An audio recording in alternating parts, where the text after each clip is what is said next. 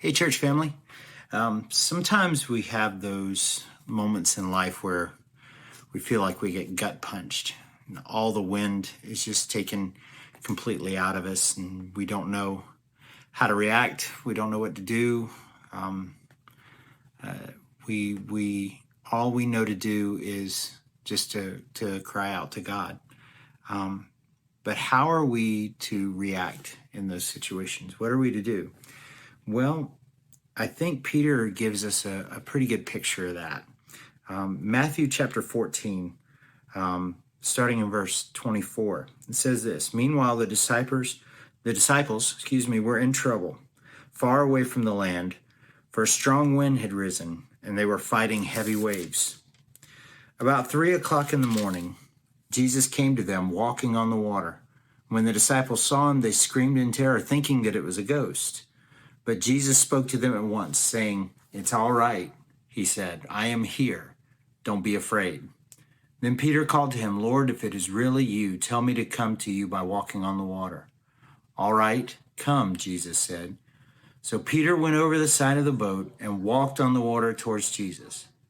But when he looked around at the high waves, he was terrified and began to sink. "Save me, Lord," he shouted. And instantly Jesus reached out his hand, grabbed him. "You don't have much faith," Jesus said. "Why do you doubt me?" I think a lot of times when we have those moments in our lives where sort of the rug is pulled out from under us and we don't know what to do, we do the same thing that Peter did. We take our eyes off of Jesus. We start worrying about our circumstances. We start worrying about, this, that, or the other, instead of keeping our eyes focused squarely on Jesus. And it's not an easy thing to do.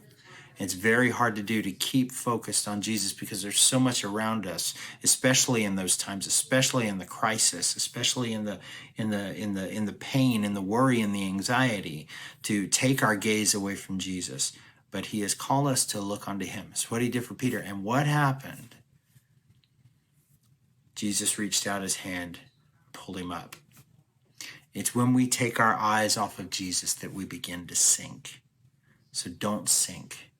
Keep your eyes squarely fixed on Jesus, and he'll pull you up. We just have to trust him. We have to give him our all and our whole heart. Thank you, church family. We love you. We'll see you soon.